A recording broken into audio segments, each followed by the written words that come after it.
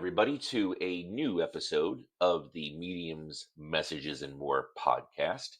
I'm Gene King, so glad that you are joining me today as we go into the world of media relations. Now, there are really a bunch of topics that I do want to dive into and share with you about media relations. Um, but I think the first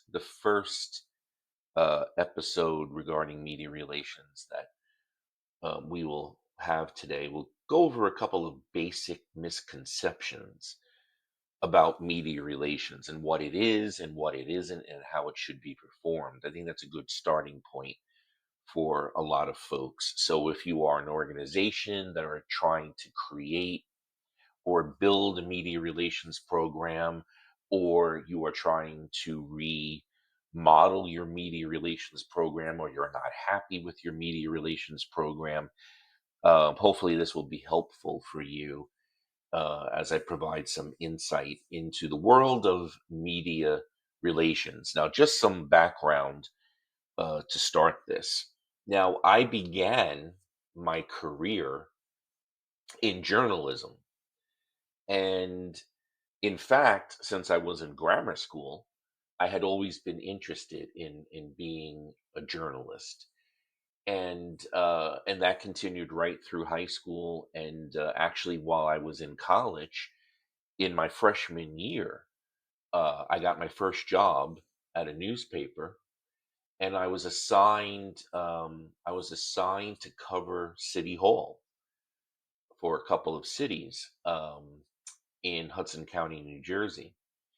And while I was a freshman student, I was doing this work at night, and I was what they call a stringer, which is basically a freelancer, a freelance journalist.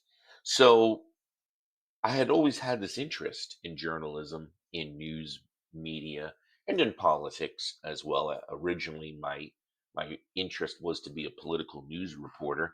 So when I had this opportunity at 18, 19 years old to cover City Hall, as well as city council meetings, mayor mayor press conferences, and different committees within City Hall and all, it was really fantastic, and it was such a learning experience for me. And I tell folks right up until this day that those years that I worked as a reporter while I was in college, I learned so much, not only about politics, but as far as newsrooms go, how newsrooms work, how publishers work, the politics within newsrooms, the job roles, the relationship between a reporter and an editor, and then that editor's boss, who usually is an editor in chief or a publisher. So, and over the years, I had done a nice amount of work in journalism until I pivoted to public relations. But no matter where I have worked, and I've worked in agencies, I've worked at PR firms ranging from a Madison Avenue agency in New York City to a small boutique agency, and in between, and I've worked many years in house as well.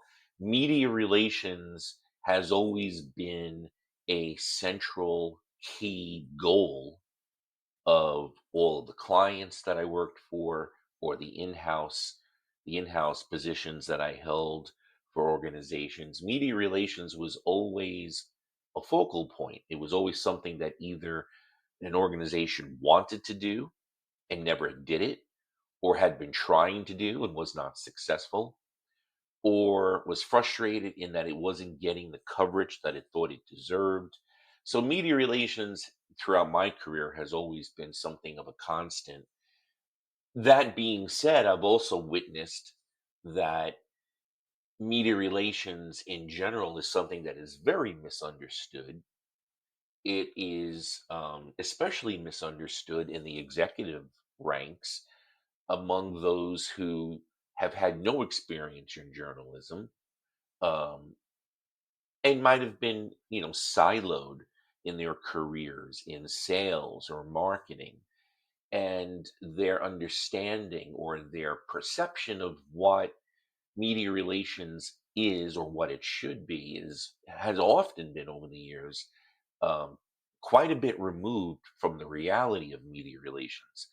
So I thought we would start today in our first talk about media relations about some of these misconceptions that persist.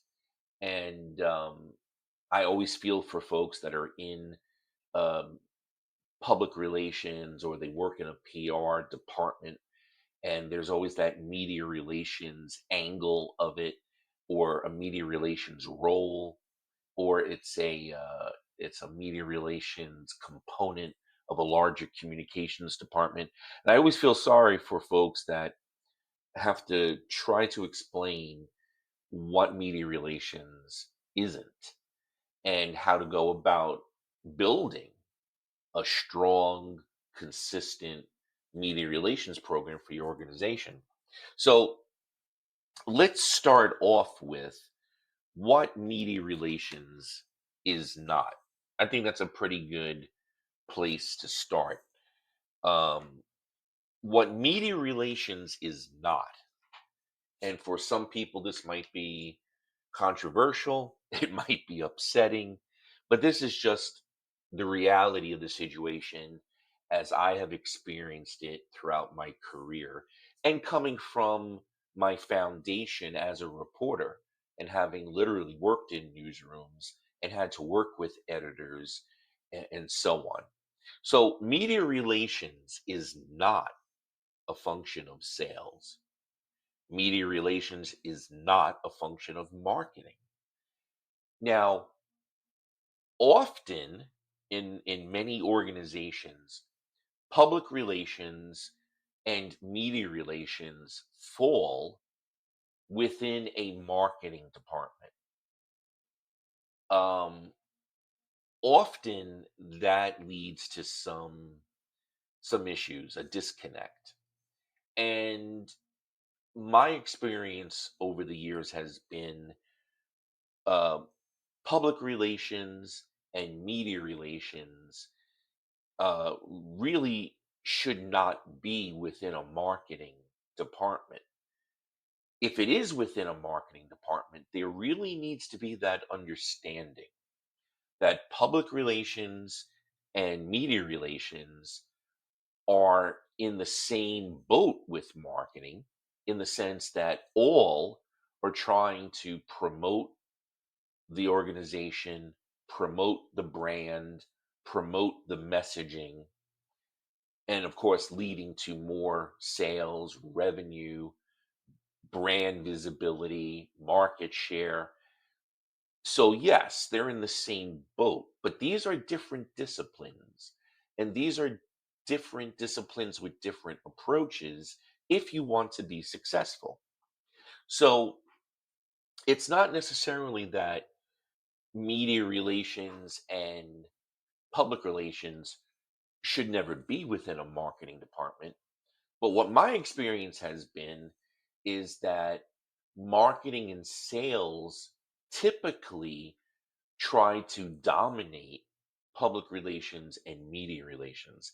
And the problem with that is marketing and sales, they have been trained, the folks in those disciplines have been trained a different way. And they have a different understanding of what to sell and how to sell it. So there should be a very healthy professional mutual understanding that we're all in the same boat in this organization. We need to attain the same goals for the organization overall, but there are different ways to do it.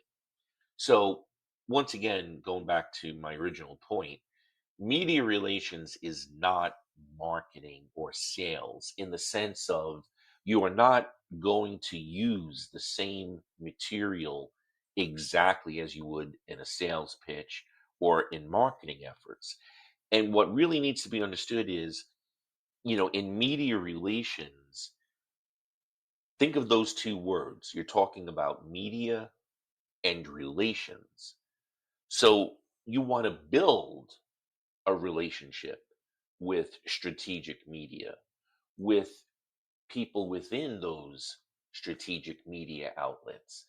Well, one way not to do that is to think of media and media relations as nothing but a commercial pitch.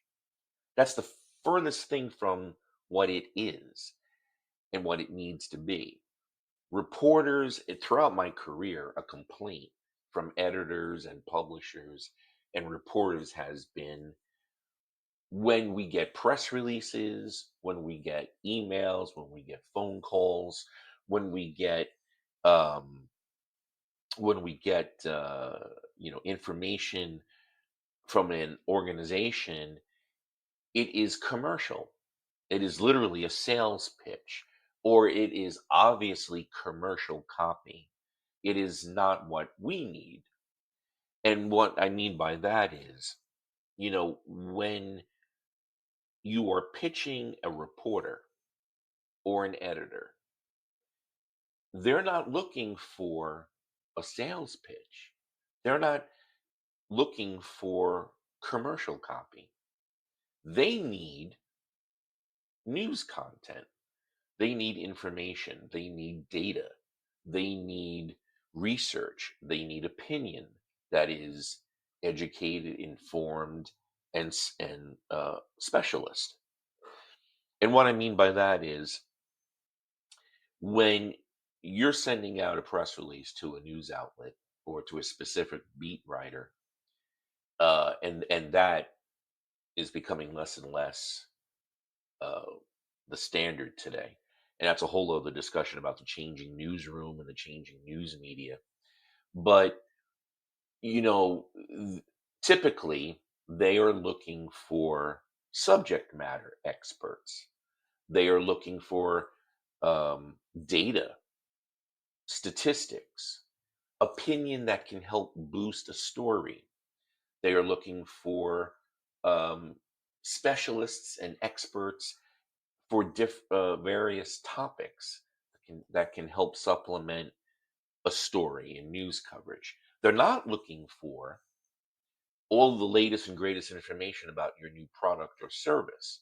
They're not looking for how great your company is and a few hundred words about how the company is a leader in this market because we do X, Y, and Z. They're not looking for that. That's not going to help them down the road. They might be more tolerable to getting that type of information to learn more about the company. But the truth is, commercial copy is really the least useful content to pitch. It actually can kill a relationship before it even starts. So if you are an organization that is trying to create a media relations program, or you're trying to build your brand identity and your messaging within strategic media that covers your space, you don't want to start off with just submitting commercial content and basically advertising. And of course, that's a sore point today in news media anyway, because so many newspapers and magazines and digital news outlets are really struggling because they can't get advertising. And even though that's not and shouldn't be the concern of a reporter or an editor, it is today. And so when you're pitching an ad, that really gets to, I think, the bane of their existence today because, they're dealing with so many different dynamics in the newsroom today. So much less staff, more work, no job security, the pressure for creating content that gets clicks. So there's a lot of resentment there. That being said, there was resentment 20 years ago or 30 years ago when the news media was very different and it was still in the traditional print media. Newspapers still had millions of subscribers, and weekly news magazines like Time and Newsweek. were still, flourishing. And if you pitched an ad or you just gave commercial content back then, in a way, that was even worse because they were full-time, large sales departments at these news outlets, and there was a very clear distinction between sales and uh, and news copy. So that's a good place to start. Is that media relations is not marketing. It is not sales in the sense of you can't address a news outlet or a reporter or editor the same way you would a potential client or an existing client. Different people, different needs, different messaging.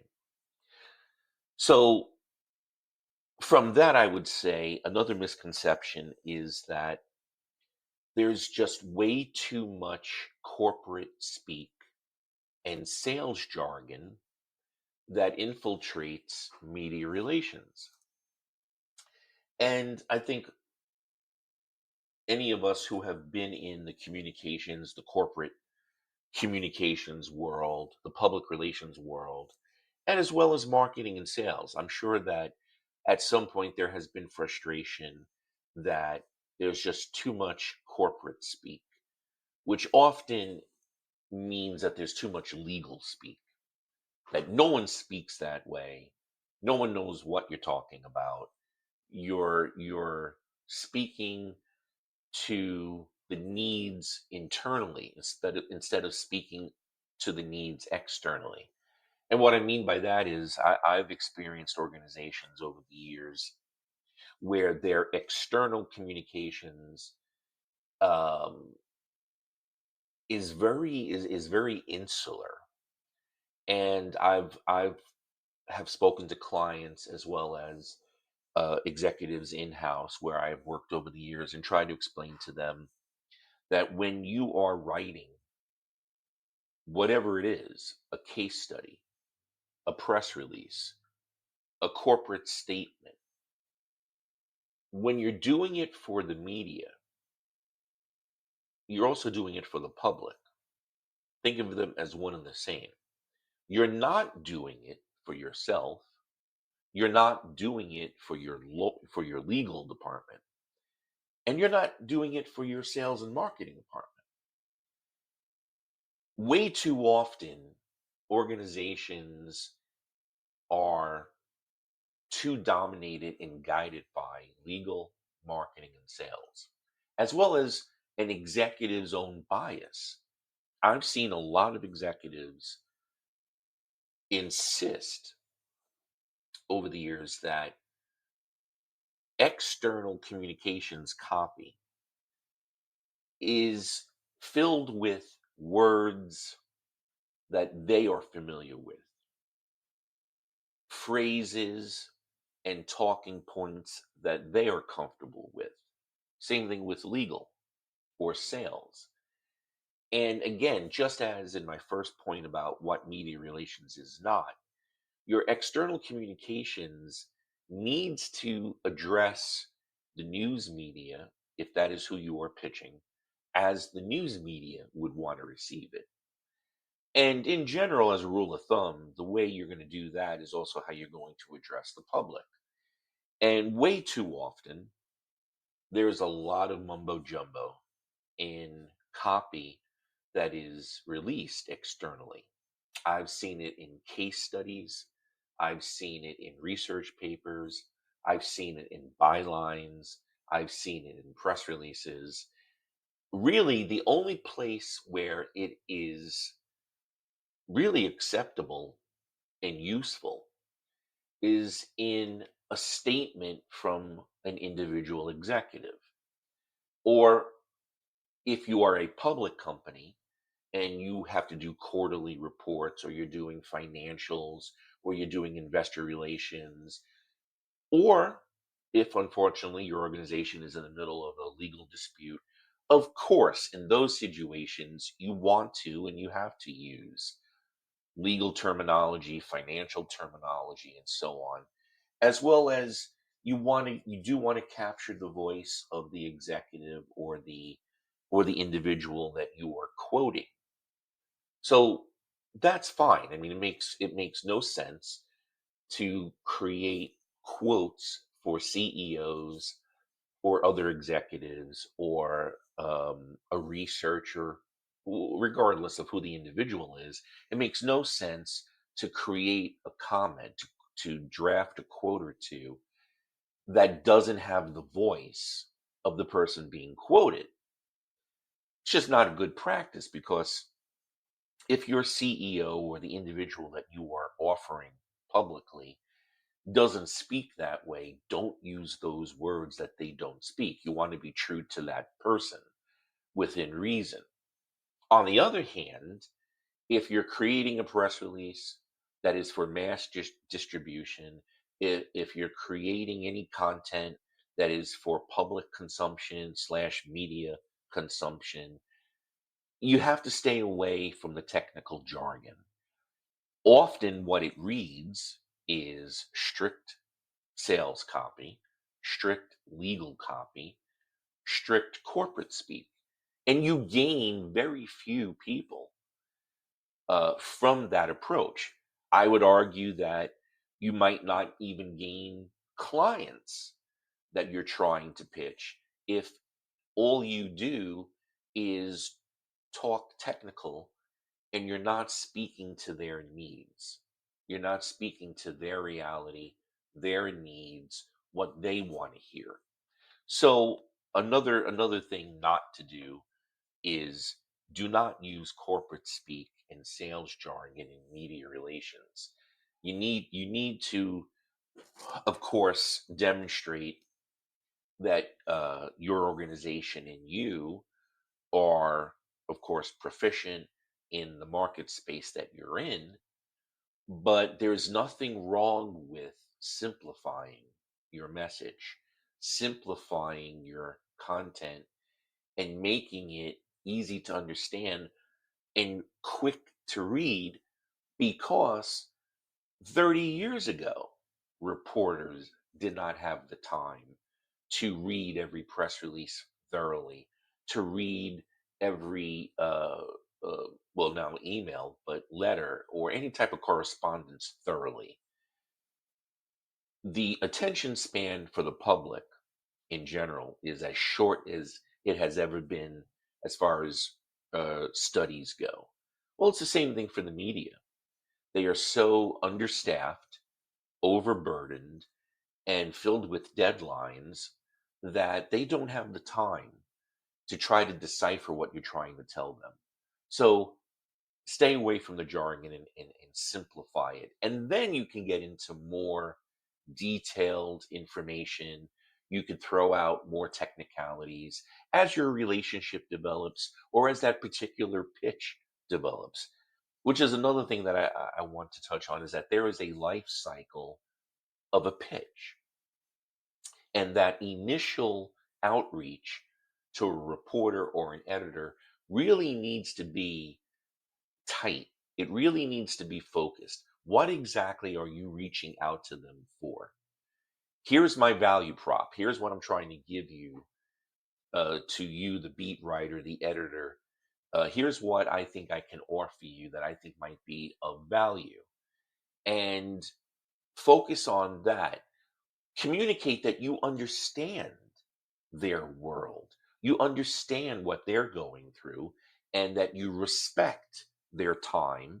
You respect their challenges that they're dealing with and their deadlines. So outline it. Keep it simple. Get focused on the bullet points, what you are offering, and then back it up with this is why I think you should be able to trust me and come to me as a source and use this material, which is another point that I want to make about media relations.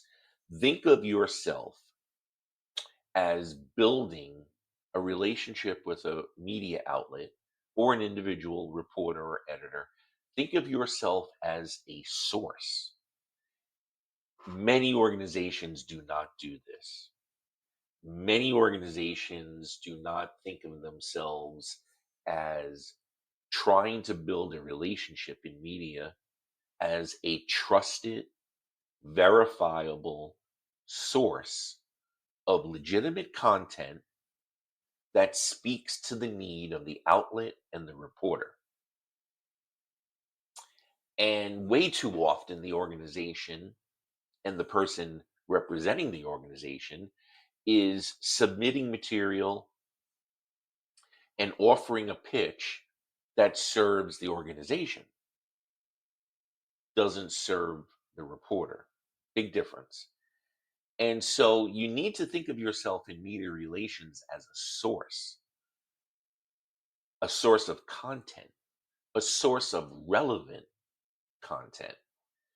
Over the years, a consistent complaint has been from editors and reporters that when I receive pitches, when I receive press releases, when I get phone calls, text messages, emails, what I'm being pitched is not even what I cover. It's not even what I report on. And that's a big source of frustration. There are numerous services out there that media relations departments um, can use to see what reporters are working on. There's a lot of different services out there. Some of them are free, where you can read a daily list of what a reporter is working on, what type of story they're working on, what type of content they're looking for, what type of subject matter expert they're looking for.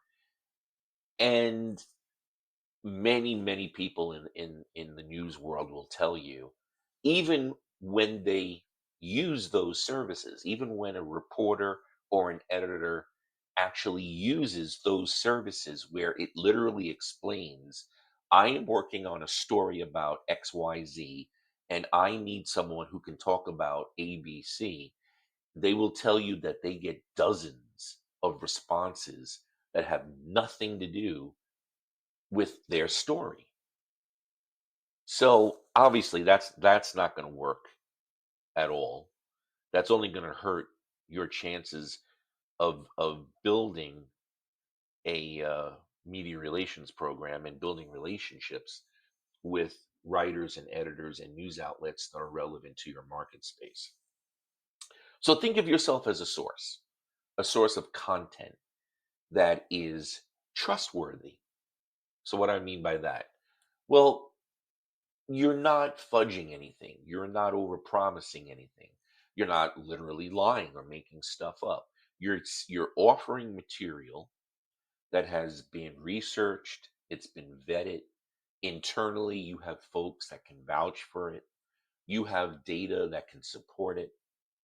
Um, if you're pitching your experience or your experience of the organization and what the organization can do and its expertise, keep it real. Because one sure way to kill a media relationship is by wasting time. You will be blacklisted forever by that reporter or editor. So how can you be a source? Well, there's a lot of different ways, creative ways that you can be a source in media relations. And let's just start overall with content. So, because there are so fewer writers, editors working in newsrooms today, or I shouldn't even say newsrooms, because newsrooms themselves are going by the wayside. There's more reporters that literally never enter a newsroom. They write at home or in a shared space, workspace. But um, one of the primary things that you can do to really boost your media relations program is to deliver content, copy, because there's so much less reporters who have the ability to write as much as is needed to keep digital news outlets going with fresh material, to keep newspapers and magazines fresh with new material every day. So content is welcomed. Now, they can't and will not just take all of your content verbatim and just publish it. That's that in some places that could be a byline, and we'll get into that. But really, one of the best ways that you can provide content to a media outlet or a reporter that you're trying to build a relationship with is to provide really legitimate copy, uh, content that is useful for that reporter. Let's start off with press releases. Now, press releases can be nothing but sales and marketing, and that's fine. There's a time and place for that. There are press releases that are pure commercial copy that exist to literally promote a service or a product, and press releases are used as nothing but an ad. That's fine. But when you're dealing with media and you're sending out a press release to a media outlet, you don't want to do that. What you want to do is you want to um, really offer information about what that product, what that service has accomplished in the real world and how it has helped clients and provide solutions to problems without being overly commercial about it. And hopefully, those clients that have been helped by your service or product will also be available to talk about it. They'll be available to be quoted in a case study or in a research paper or a byline. Um, but press releases in general really need to be two things when you're dealing with the media. They need to be useful content that is not advertising related or commercial copy. They need to offer a story, a theme, and they need to offer data expertise to back that up. In addition, it's always good to have a backgrounder about the company. Again, the backgrounder might be the most commercial part of your media press release, um, but it should also have some real, legitimate information in there about the history of the company, some basic stats about its size, the scale of the company, its headquarters, when it was founded, how many offices it has, how many countries it's in, so on and so forth. So that's less research that a reporter has to do. Another thing that you can do providing content is case studies. A case study, think of a one page case study if you printed it out, maybe a one page case study back and front of content that offers a snapshot to a reporter of how your organization solved a problem. And you use that case study to then go, we can talk about this. See, too often organizations use case studies kind of lazily.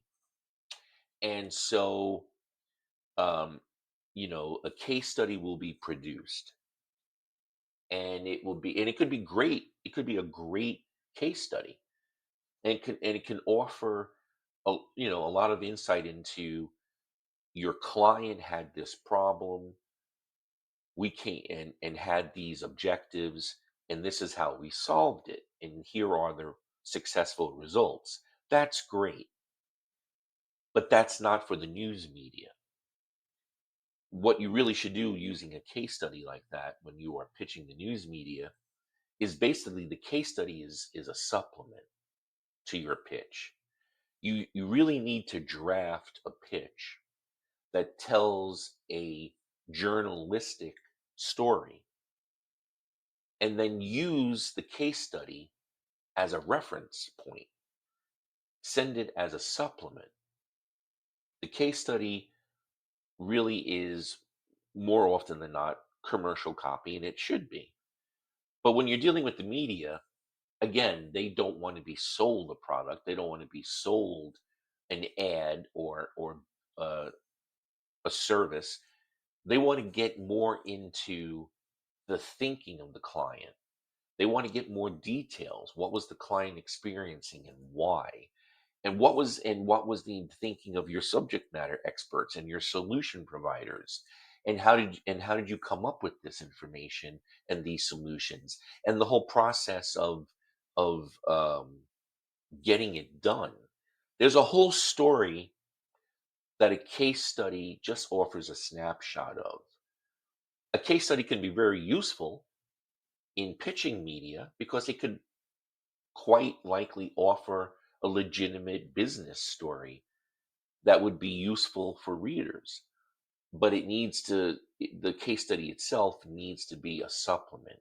You need to think about approaching the writer in a different way and expand on everything that the case study offers in that snapshot, expand on it.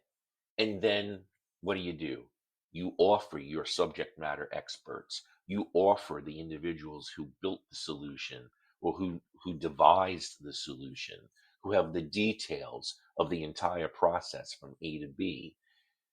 Don't be afraid to admit that there were challenges, or that or that in testing you made a mistake, or you thought it would work this way, it didn't, so you went back. That's the real world. That's what people want. That's what reporters want. Another thing that you can do, which is very, very useful today, and actually increasingly so in today's news media environment, are byline articles. Now, bylined articles have been around for a very long time. They're mostly used in trade media, and also um, the tradition has been a publication will publish a bylined piece of content from an organization verbatim if you pay for it. Well, now, of course, that now has to be described as an ad or a marketing supplement. But often, though, today, because again of the lack of writers um, in news outlets, bylined articles are very important to a lot of media outlets because it offers content. It often offers expertise content, specialized content that speaks to the audience that the media outlet is trying to reach. So, a bylined article is really one of the best things that you can do in media relations because, in essence, you're doing all the work. You're doing all the work, and that, of course, is valuable today.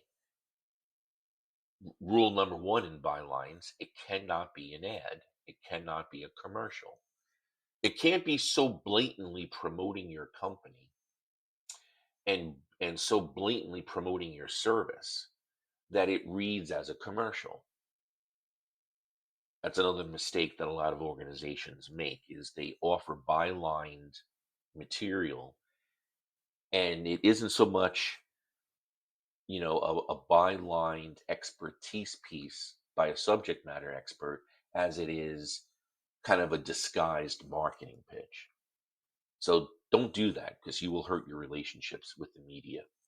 A bylined article is a straightforward, fairly long piece of content written either by your subject matter expert or ghost written by your PR department or your communications person that is tackling a hot topic, an evergreen topic that's always recurring that people are dealing with and they're challenged by.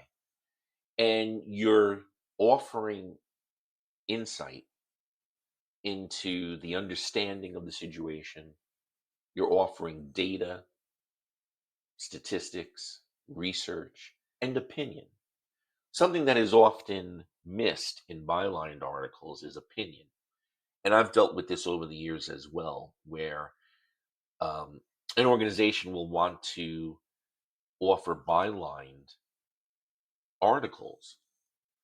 And then when I see the first draft of it, or when I'm in a meeting and I'm speaking to the people that are involved in creating this or who want this created, again, they're thinking internally. They're not thinking externally.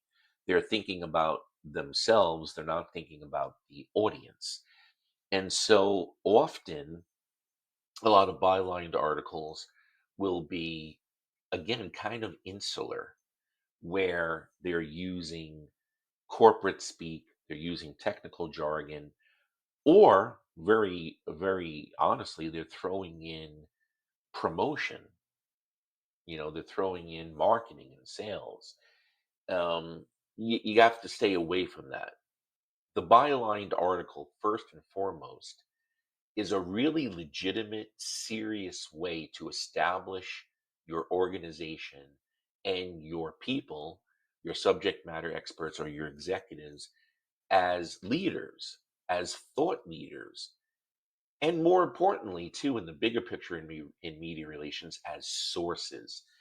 If a news outlet receives a very well written, non commercial, seriously thought out, bylined article that provides good, serious insight into a situation, real world challenges and solutions, and some opinion that is based in that person's expertise and experience, that will go a long, long way to building a relationship with that news outlet, as well as establishing the organization as a thought leader, as a serious company that has thought leaders and subject matter experts. In my opinion, one of the best things that an organization can do is to tap its experts in house, whether it's from the CEO down to a department leader, an engineer, to a programming architect. It doesn't matter. Whatever your organization does, whatever it provides, there are people internally that this is their every day. This is why they are hired at your company. This is why they are put there to help your clients succeed, so the company succeeds. These are tremendous resources that sadly are not used at all, or they're misused. So one of the best things that I think you can do, um, to build your brand visibility, to establish yourself as an organization and a provider of whatever it is, whatever service or products you're offering, to establish yourself as a serious service provider, as a serious company, is to do these bylined articles. And by the way, if you can't find a news outlet that will accept it, what might be even better is to take those bylined articles and put it on your website, put it on your corporate website. People will find it. Offer it to your clients, offer it to your potential clients. You can use it for conferences. There's a lot of things that bylined articles do that really help an organization.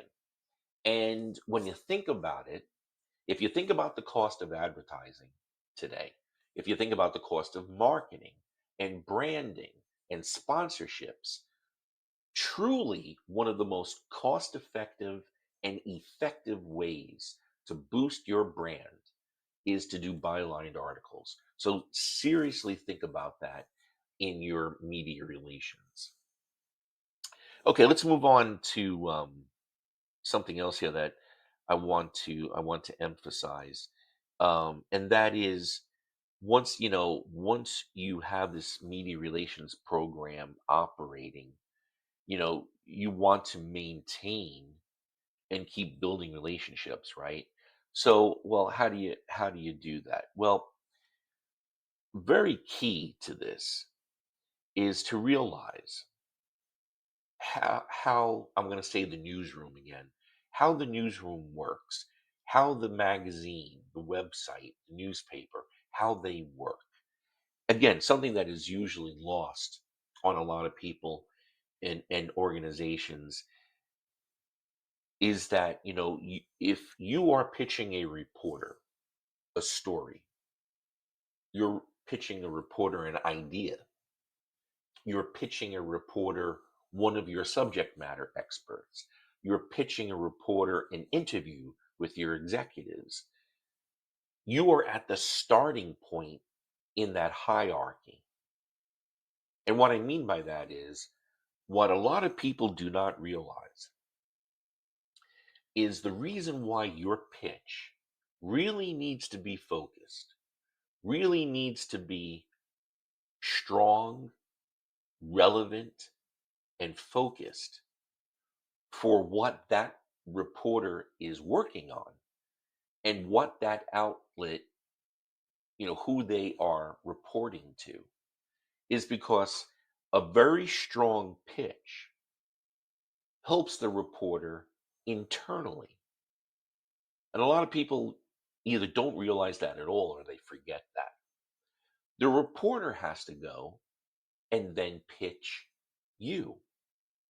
The reporter then has to go and pitch your pitch.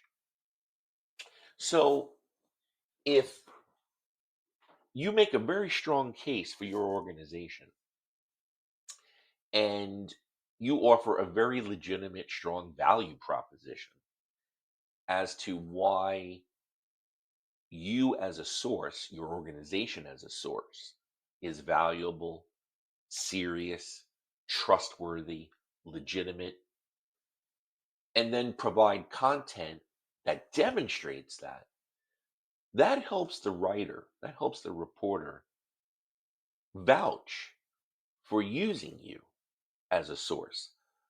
Because then that reporter has to take your content and they have to tell their editor, and then that editor may have to tell his or her editor in chief, who then has to tell the publisher, why are we using this company? Why are we using this individual or source? There's a whole hierarchy in media that often gets overlooked. And I witnessed this firsthand as a reporter. I saw the dynamics where, in one case that I saw in person, it was a sports writer. And I was working I was working for IBM. I was pitching a story for IBM, and it was their AS400 server at the time. It was branded AS400, and there were a lot of teams in Major League Baseball, actually in Major League Sports, but primarily in baseball, that at the time they were using this IBM hardware to do a lot of cool things, which at that time were kind of state of the art, kind of kind of ahead of the curve in building data analytic databases and spreadsheets and analytical research on player development and so on and so forth. So um, a friend of mine, from the newspaper, I had moved on from the newspaper already, but a friend of mine was still working at that newspaper, and he was a columnist. He had a sports column a couple of times a week, and he was always looking for new and interesting stories. And I pitched him one day. I said, "Listen, I'm working for IBM and in the hardware division. And, you know, uh, being a baseball fan, I found this very interesting that a lot of Major League Baseball teams are using this particular hardware to do a lot of cool things internally to try to give them a competitive advantage off the field, as well as making it become an advantage on the field by helping scouting and so on." And he loved it. Well, I also, but as even though we were friends and even though we knew each other for a while, and even though I had literally worked for that news outlet, so they knew who I was. I understood that none of that meant anything because what I needed to provide was serious content that was backed up by real world information and examples, data, stats, and people. So, what did I do? Well, I provided a few Major League Baseball teams that could speak, that were willing to speak on the record about how this hardware was being utilized and how it was already making a difference.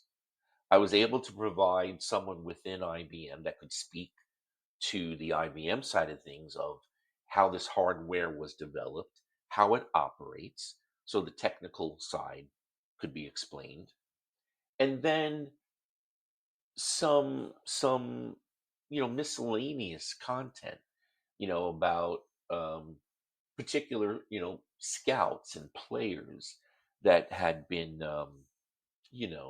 put into the data system of these ball clubs, and how they're tracking how these players do, and how that influences everything from drafts to promoting someone out of the minor leagues.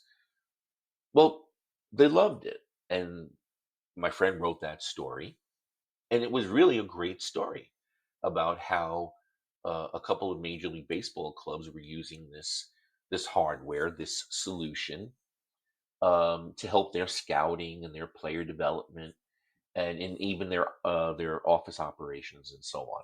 So what was that though? Well, it was content that was relevant. It was real. It wasn't overpromised.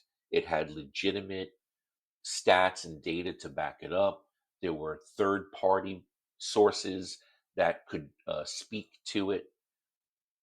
That's really what you need to do, and realize that, all of that I offered, that columnist still had to go, and in his meeting with his editor, he had to explain everything that I just said to you.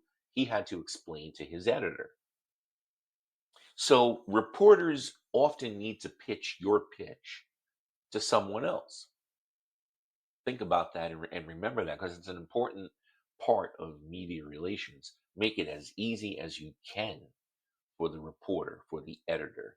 Make it as easy as you can for them to not only use your content, but to come back to you because the content that you're offering was so useful and respectful. I hate to kind of use the word respectful because I guess it's kind of maudlin, but what I mean by respectful is, before you pick up that phone, before you send that email, before you send that press release, whatever, it is clear when the reporter receives it that you know what that reporter works on, you know what they cover, you know what they're interested in, you know what the outlet is interested in, you know who the audience for them is. That shows a lot of respect. That shows a lot of time taken to understand who you're pitching and then who they need to write for. That goes a long, long way. So be a reliable source, be a useful source. If you do that enough, then every once in a while, you can do an FYI, and you can send a piece of marketing, straight marketing. You can send a piece of straight sales copy and acknowledge that that's what it is, but you just wanted to keep them informed. So be a reliable source, build trust, show respect, show that you're thoughtful anytime you reach out, that you're thoughtful in your approach. And then think of it as a two-way relationship.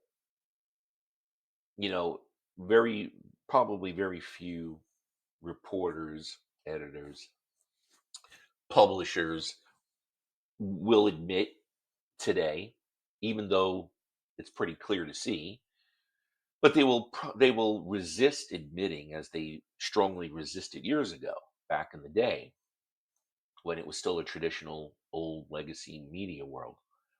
They're rarely going to admit that they need you. But the truth is they do. Now, they've been trained to not even think that way. So they may legitimately not realize that they need you, but they do need you in the sense that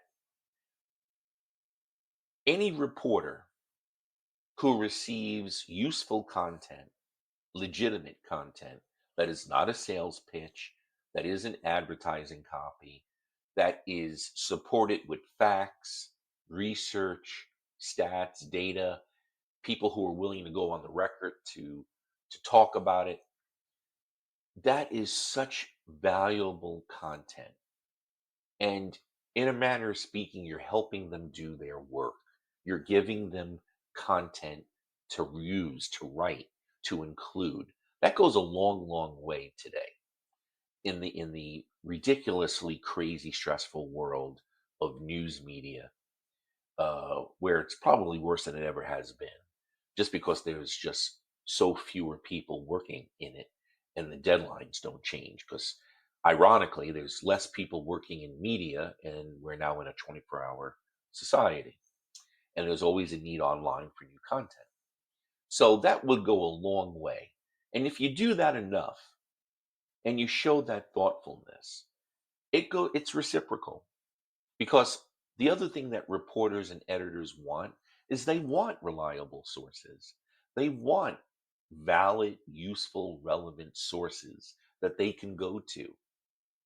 One of the best things that I experienced in my media relations work over the years, and one of the best things that I think a media relations person can experience, is when you're sitting at your desk and an email comes in or a phone call comes in from a reporter or an editor, proactively on their part, that they're working on a story, maybe something just happened in the news, and they thought of you, and they reach out to you to see if you can provide them with an executive who can comment on it, or a subject matter expert who can comment on it. It could be someone in your IT department who is a specialist in whatever, and they're looking for someone who can speak to maybe something that happened in the world of computers, whatever the case may be. You could work for a financial firm, and you get a phone call or an email from an editor or a reporter who is looking for someone in your organization who can speak to what happened in the market today. When that happens, that's gold. You have reached you have reached the height of media relations when a media outlet and a reporter proactively reaches out to you as a source because they trust your information, because they value and they trust your organization, the people in it that you can provide. That's great. Now that's different, of course, from a reporter reaching out to you because your company is in the news because it did something wrong or it's been accused of something. That's different. I'm talking about when a news outlet reaches out to you to be a source, to be to offer commentary, to offer expertise on a topic that has nothing to do with your company, but they've thought of you as a source. That is an indication that you have built a good media relation, and that's worth a lot today. So think of it as a two-way street. One final thing that I want to touch on, which is unfortunately just the way things are in media today, but it's an important thing to touch on as we wrap up this episode. There is no such thing today, and you should never ever assume that anything is off the record. That used to be a very traditional, tried and true, golden rule that was respected. It's a different generation today in the news media. Honestly, there's a lot of outlets that fall under the media umbrella that may not have the most professional reporters and editors.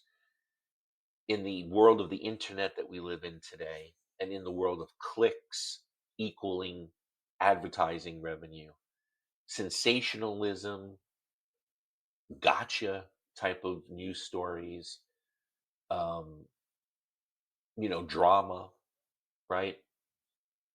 Seems to be the way that a lot of media are going. A lot of it out of desperation. Not that reporters like that, not that editors like that. Often that's coming from publishers. So back in the day, I you could advise someone being interviewed to say, before I go on, this is off the record, and have the reporter acknowledge that. You can't do that today. It's just as a rule of thumb, never assume that any any interaction that you have with a reporter today is off the record. I don't care if you are at a luncheon. You could be at the local chamber of business luncheon, and there's a reporter at your table, and you're striking up a casual conversation, but you're talking about business, you're talking about world politics, you're talking about whatever. Don't assume that anything that you were saying is off the record. And you might be saying, well, the person should be telling me that he's going to use my content, right? Well, no, no, no, no.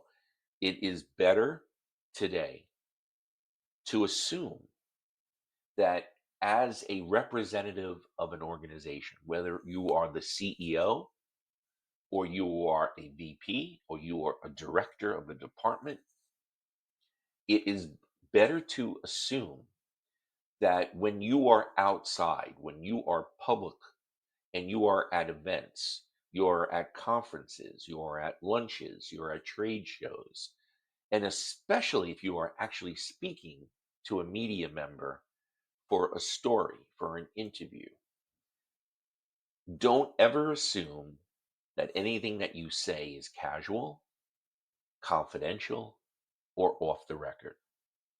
I hate to say that as a former reporter. I hate that I have to say that, but there's just too many instances of reporters using information, using quotes or opinion that was meant to be confidential, that was meant to be off the record, um, that was meant just to be conversational, that was used and published. So, rule of thumb is when you're outside, uh, think of yourself in terms as a representative of that organization that you are employed for. Always think of that. Anything that you say is on the record. And obviously, what you don't want to say that could hurt the company, hurt you at the company, hurt your services, your products, your clients. So there's no such thing as off the record today. And that also pertains to the pieces of content that I was suggesting you should provide earlier in the podcast. For instance, if you are successful in obtaining an interview with a news outlet because of your press release, your case study, or your bylined article, or just your story pitch, keep it within the confines of what you pitched. Keep it within the confines of the content that you've offered. So if you're offering an interview with one of your IT directors, and that's based on something that you pitched about, let's say, artificial intelligence, well, then that individual needs to stay in that lane about AI. And if that person is asked about politics, the economy, trade, a competitor. Don't go there. Politely and professionally just defer that. And there are ways to do that, or simply saying, I can't speak to that. Stick to what you're there to talk about and don't stray. So that's just a few things I wanted to share today about media relations. There's a lot of other things that I'd like to touch on in the future about media relations, corporate communications, public relations.